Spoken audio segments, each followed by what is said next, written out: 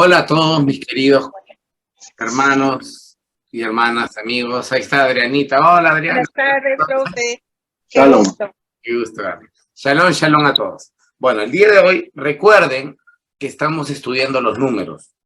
Y quiero decir algunas cosas antes de entrar a las preguntas que nos han hecho algunos compañeros. Quiero precisar aquí algo que lo van a encontrar en los libros de teología.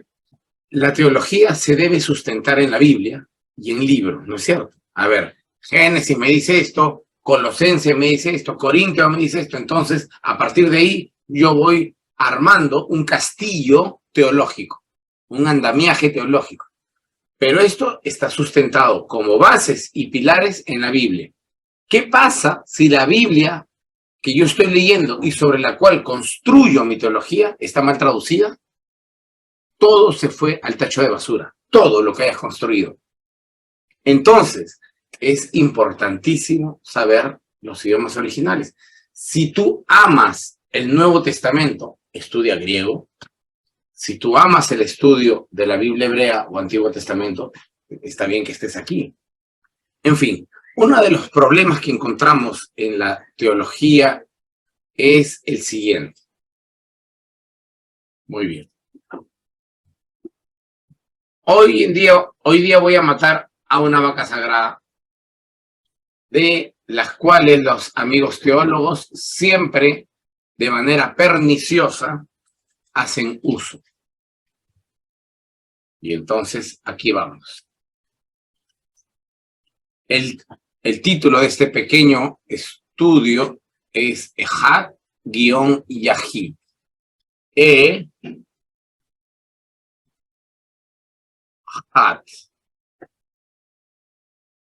Y luego tenemos otra palabra.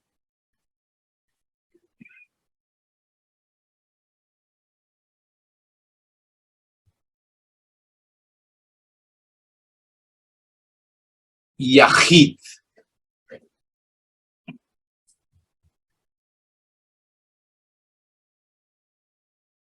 Ejad y Yahid. Ok. ¿Cuál es el problema que nosotros, ustedes, distinguidos amigos, van a encontrar en los libros de teología? Van a encontrar esta perniciosa media verdad. Y les van a decir, Ejad, que aparece en Deuteronomio 6:4, significa uno, pero es uno compuesto. Es el uno compuesto. Entonces, Ejad se utiliza para decir, Ejad se utiliza para hablar de un uno cuando éste está representando a varias cosas unidas. Por ejemplo, si yo tengo un equipo de póker, que somos 3 personas que juegan póker contra otras 3, entonces nosotros jugamos como un ejad, como una solamente, un ejad. Entonces, ¿pero acaso los 3 somos uno? No, somos 3, pero somos un ejad. Como un equipo. Como un equipo. Eso dicen los teólogos. Vale. Entonces, el joven o la señorita, ávidos de conocimiento, escuchan a su maestro de la escuela dominical o del instituto y dicen, ¡ah, qué interesante! Entonces, así es el asunto. Así es, mis hermanos. Por eso que cuando el Deuteronomio 6:4 dice, Shema Israel, Adonai Eloheinu, Adonai Ejad, está diciendo, escucha Israel, el Señor es uno compuesto. ¿Por qué? Porque ahí está el Padre, el Hijo y el Espíritu Santo. Ah, qué interesante. Entonces, esta figura, mis hermanos, está desde el Antiguo Testamento. Ya Dios se revelaba en su palabra como Dios trino. Entonces dicen, oh, basura. Todo eso es basura. Mentira. Nada de eso es cierto. ¿Ok? Entonces, Ejad, mis amados, es uno. Punto. Se acabó. No hay más. Uno. Nada que uno compuesto, que somos un equipo, pamplinas, es el uno. Que tú quieras utilizar dentro del lenguaje el uno para hacer referencia a un colectivo, eso tiene que ver con los códigos del lenguaje, no con el sustantivo uno. Yo puedo decir, todos mis compañeros del aula de hebreo y yo somos un solo puño, somos una familia. Pero no significa que seamos uno. Ni yo estoy utilizando un uno compuesto, eso no existe. Estoy utilizando un lenguaje retórico, un lenguaje figurativo, un lenguaje metafórico para decir que nos queremos como si fuéramos uno, que pensamos y nos preocupamos el uno del otro. Pero no existe tal cosa como un uno compuesto. No obstante, para reforzar lo que esta inexactitud tan propagada por los libros de teología menciona, continuaré. El libro de teología, para reforzar, dice así. Aquí sigo compartiendo. Y dice de esta manera. Sin embargo, cuando la Biblia hebrea quiere hablar de un uno absoluto, utiliza la palabra yahid, que ni siquiera dicen yahid, le dicen yachit. Como no saben hebreo, dicen yachit.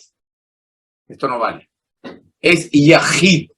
Y yahid no es el sustantivo numérico uno.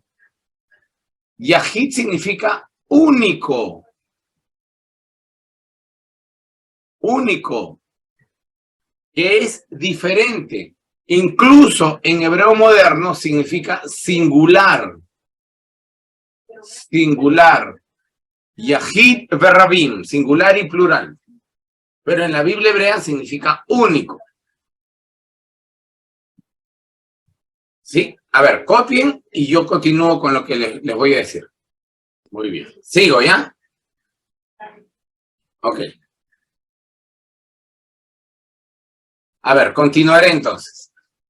Los libros de teología dicen, la Biblia habla de dos tipos de uno. Eso dicen los libros. Esto es falso. Dicen, la Biblia habla de dos tipos de uno. El uno compuesto y el uno absoluto. El uno compuesto y el uno absoluto. Eso afirman los libros de teología, pero eso es falso. Y dicen, Ejad es el uno compuesto. Dentro del Ejad siempre hay varias unidades. Solo cuando se usa Yahid, en ese caso, hablamos del uno absoluto. Cuando la Biblia habla de Jehová o de Dios, siempre usa Ejad, porque dentro de él hay las tres personas de la Trinidad. Eso dice. Y eso es falso de toda falsedad. Entonces, Yahid y Ejad no son iguales. Son dos categorías gramaticales distintas. Uno pertenece es el sustantivo numérico, uno. Yahid no pertenece a la categoría de números. Es un adjetivo único, que son cosas distintas. Entonces, este es el gran problema cuando una persona que seguramente en su vida puede ser muy ética en todo, entra al terreno de la fe, porque toda la ética se va por el inodoro. Y entonces, sin saber hebreo, te quieren dar lecciones de hebreo. Sin entender qué es lo que la Biblia hebrea habla de la divinidad judía, te quiere meter los credos católicos o evangélicos o lo que fueran, que es Dios, Trinidad, los quiere acomodar a la fuerza en la Biblia hebrea. Y eso, pues, mis queridos amigos, ya es inexacto, impreciso, poco honesto y poco ético. Primero, ¿cómo enseñarte yo un idioma que no conozco? ¿Cómo? Allí estaba el primer gran problema que tienen los teólogos. Segundo, ¿cómo puedo afirmar que dos categorías distintas del idioma son sinónimos, pero que uno se usa para hablar de un Dios trino y la otra se usa para hablar de un Dios único? Esas cosas no existen. Los teólogos tienen una fecunda imaginación que creo yo a veces les serviría más escribiendo novelas de ciencia ficción o suspenso que de libros de teología. Les aseguro que venderían más, ciertamente. Y no se enfaden conmigo los teólogos, porque saben que estoy diciendo la verdad. ¿Sí? Sino que algún teólogo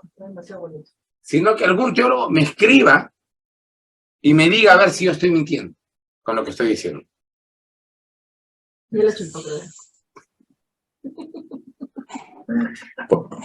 ¿Podemos preguntar, profe? Por supuesto, Neftalí. Ok. Entonces, en este sentido, el término utilizado, Ejad, para referirse al Dios, que en este caso se está señalando en Deuteronomio, pudiéramos entender la idea como Él es uno entre tantos. ¿Esa sería la idea que pudiéramos entender? Es uno, nada más. Es uno. Es uno. Ahora, en la Biblia se afirma que hay muchos otros dioses, sí, sí.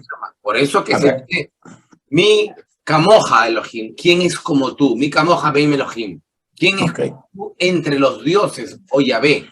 Es decir, sí, en efecto, en la Biblia hebrea es muy complicado afirmar que existe ya la idea plena del monoteísmo como la desarrollaría luego el judaísmo en el siglo I y II.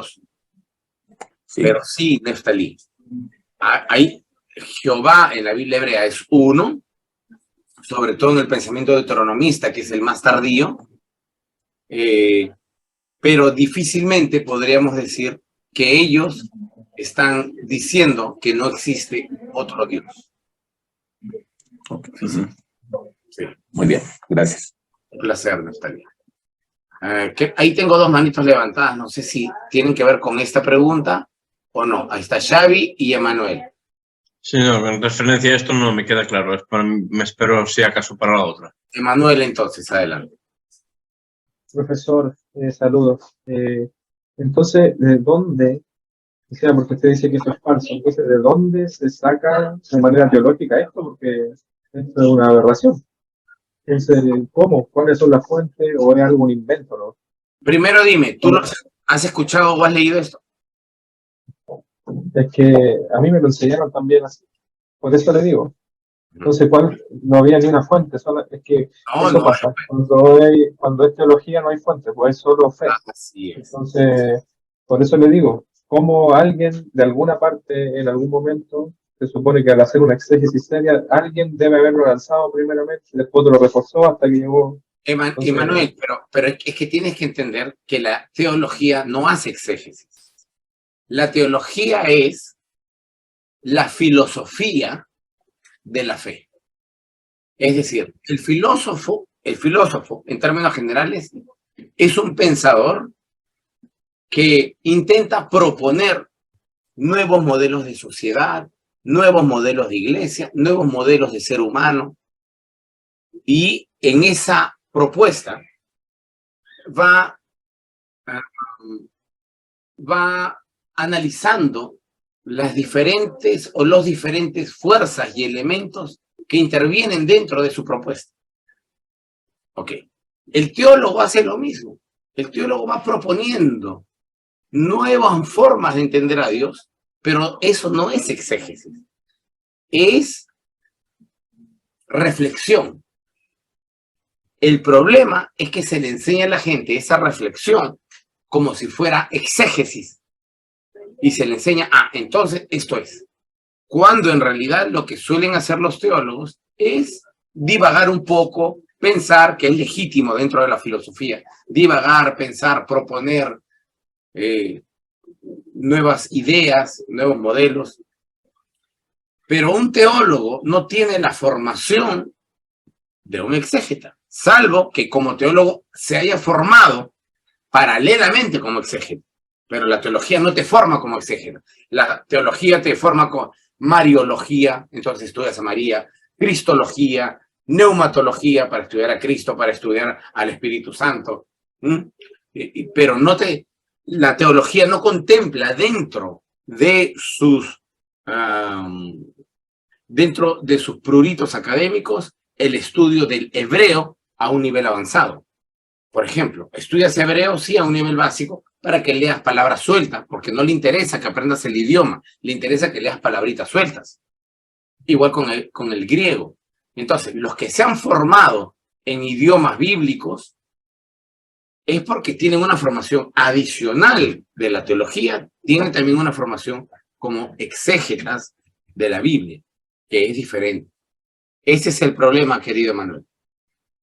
Profesor, y bueno, añadiendo a la pregunta, ¿hay algún estudio como exegético acerca de este tema en el sentido no de si que afirme la Trinidad o no, sino que alguien que haya estudiado todo este pensamiento y que diga ya, en tal tiempo alguien dijo o lanzó esto de que Hertz era una unidad compuesta, pero no sé, como ese estudio que hace la exégesis de los temas?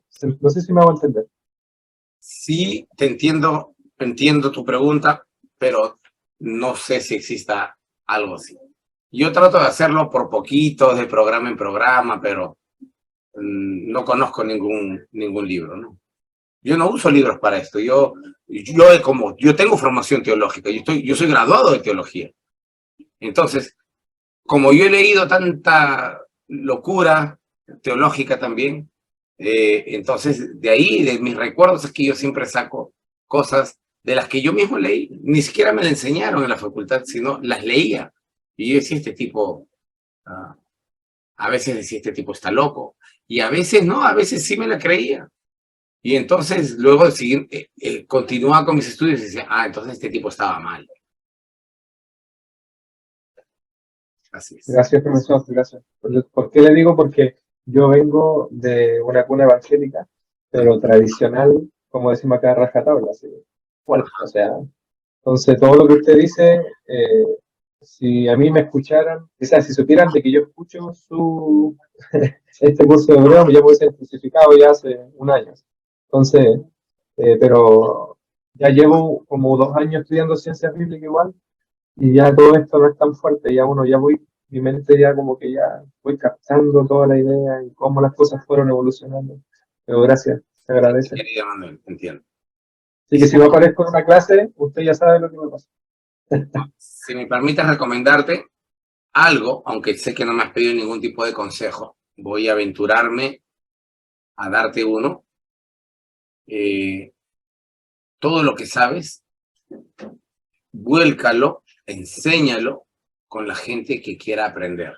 No intentes, bajo ningún punto de vista, cambiar tu iglesia, porque la decepción que te vas a llevar va a ser gigantesca.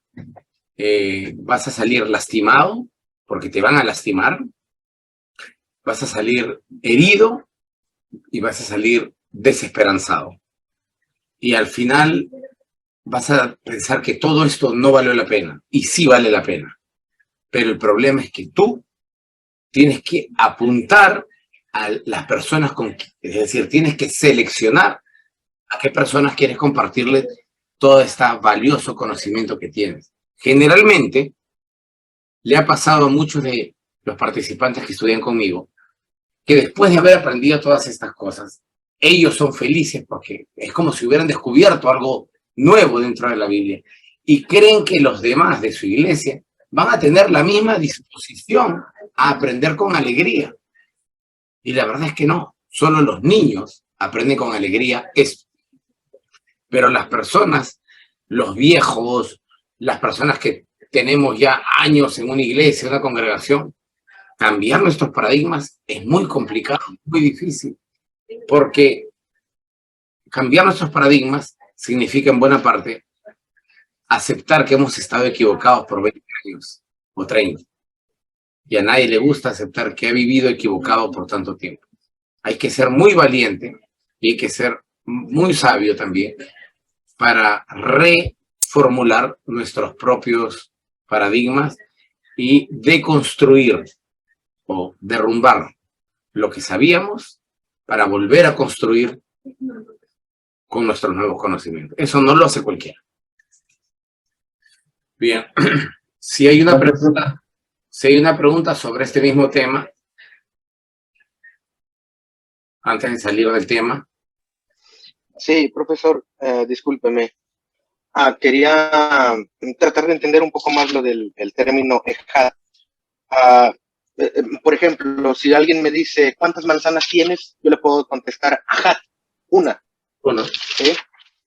Pero si alguien me pregunta, ¿cuántos corazones tienes? Le puedo contestar, ejad, porque no hay manera de que tenga dos, nunca. Siempre es uno, únicamente. ¿Es correcto? ejad, en ambos casos ejad. En ambos casos es correcto. Sí, uno. Es que no puedes contestar único. Único es un adjetivo, no es un sustantivo. Si yo te pregunto, ¿cuántos perros tienes? Ejad. ¿Cuántas cabezas tienes? Ejad. No, tú no dices en español, ¿cuántas cabezas tienes? Único. No, único no es una respuesta. Ciertamente. Único. Sí, no, pero dice que es una referencia numérica.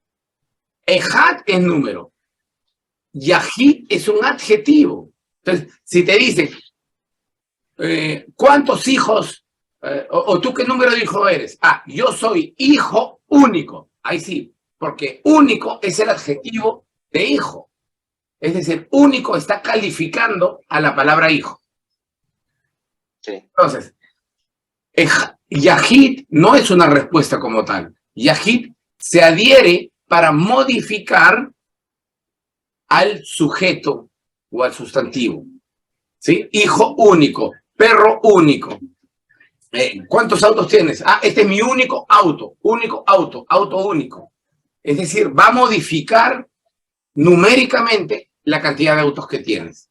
Pero no es una respuesta que se pueda esgrimir por sí sola. ¿Cuánto tienes? Único. No, así no. Aunque tengas un único corazón, ¿no? Único corazón es el adjetivo de corazón. Pero si te preguntan cuántos corazones tienes, ejad. Uno. Correcto. Entonces, perfecto. Gracias, Mario. Muy bien, un placer. ¿Alguien más tiene una pregunta sobre este tema? Sí, yo. Sobre la palabra yahad. Yahid. Esa sí, Yahid. Yahad. No yahid. Yahad. Yahad. ¿Esa sí significa una unidad? No, yahad significa juntos, together. Juntos, ok. Yahad. De allí viene yahid. Ok. ¿Sí? Pero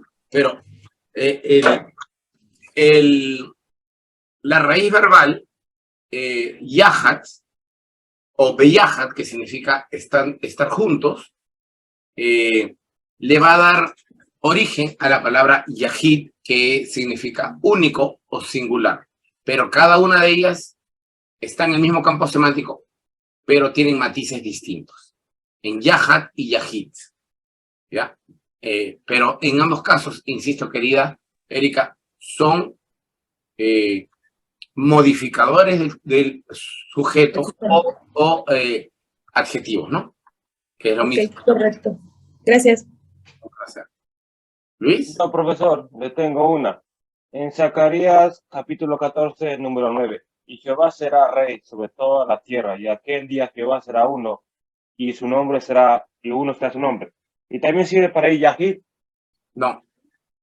¿No? Ejad. No. Pero no he visto el texto, o sea, si Zacarías 14. aquí yo estoy hablando de la función lingüística del idioma, no de cómo se tradujo una palabra, porque entenderás, no tengo la Biblia hebrea metida en la cabeza, ¿no?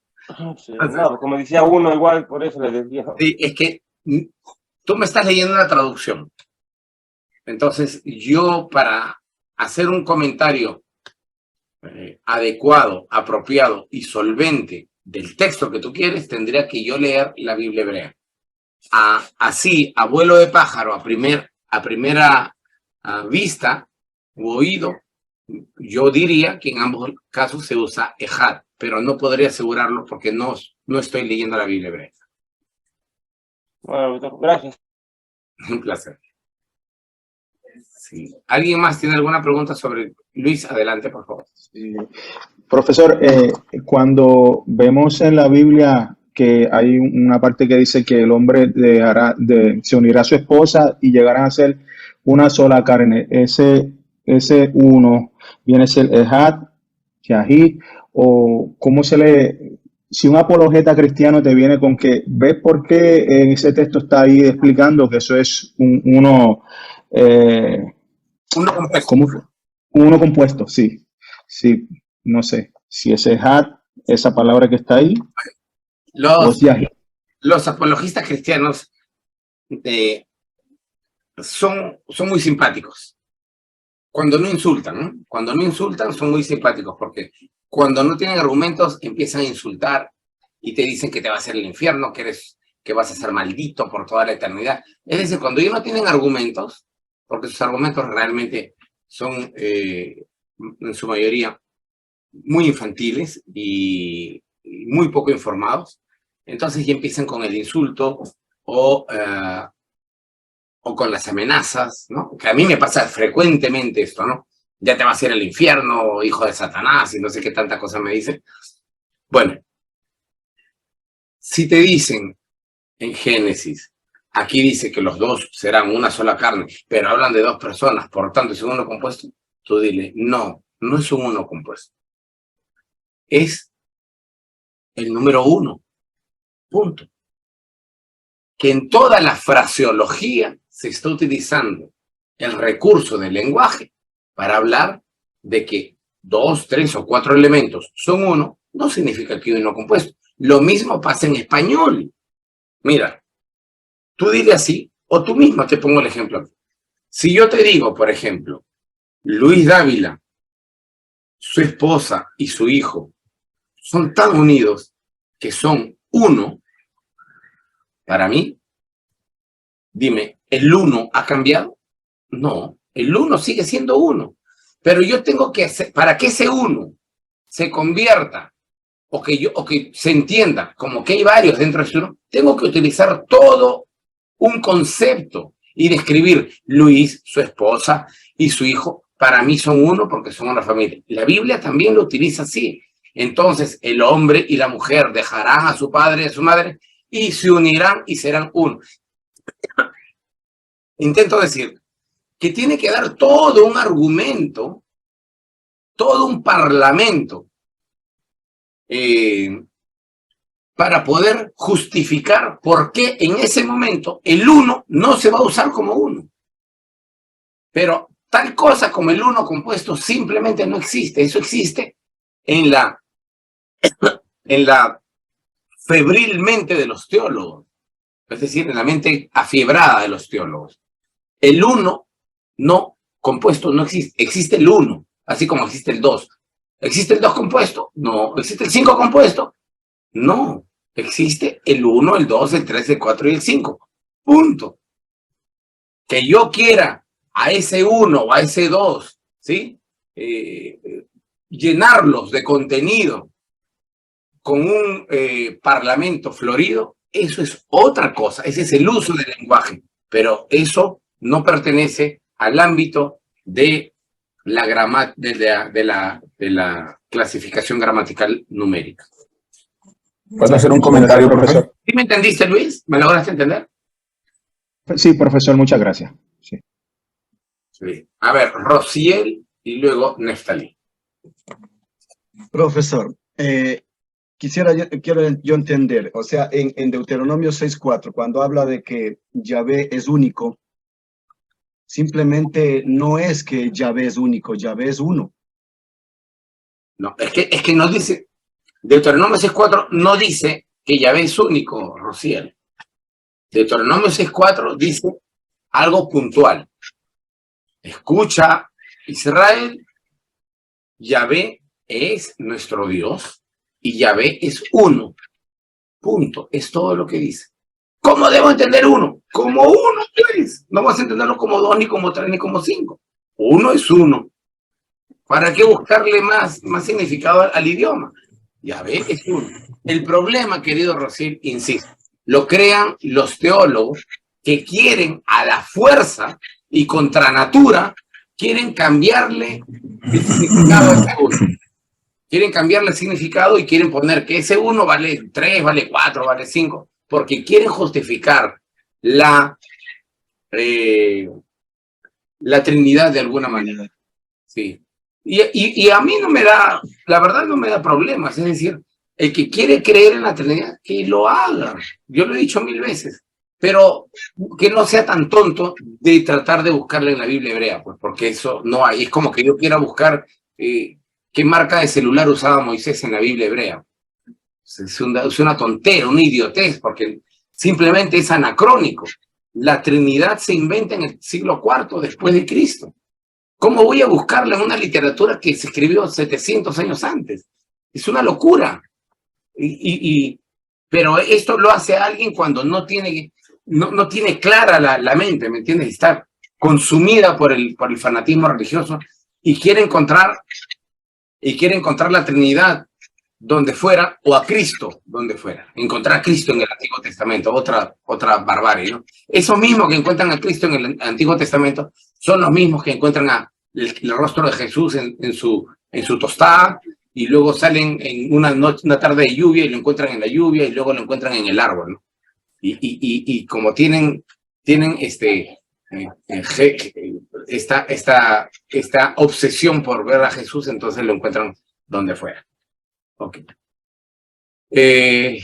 Adelante.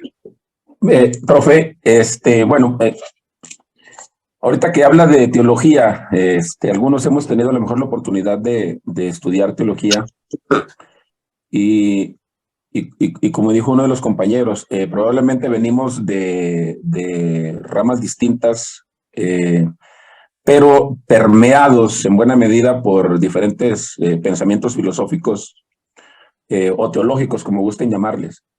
Ejad, por ejemplo, puede servir para aquellos que quieren justificar la unidad de tres. Yahid puede servir para aquellos que a lo mejor venimos, digamos, de una línea unicitaria, ¿no? Que buscamos, o que se busca muchas veces en nuestros medios, argumentar en contra de la Trinidad. Y se utilizan estos términos para eso. Y a lo que voy a hacer lo siguiente, que a lo mejor el gran problema de todos nosotros radica en el hecho de que muchas veces no podemos separarnos de esas ideas.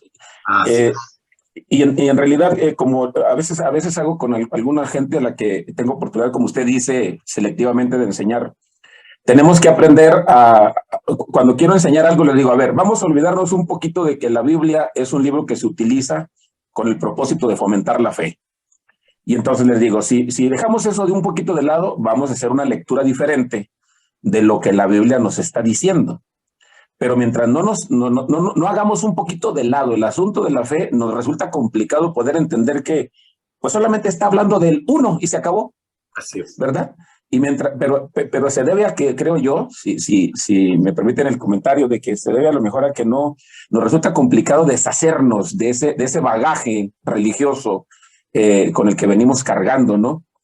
Como usted dijo una vez, al final del día la Biblia pues no se escribió en ningún momento para que fuera un libro de fe. Son libros que se fueron recolectando y con el paso del tiempo se fueron configurando para hacer lo que hoy es. Pero originalmente pues no se pensó en, vamos a estructurar un cuerpo de libros para que alguien crea de esta manera, crea de aquella otra. No, al final del día eso lo fue tomando con el paso del tiempo, ¿no?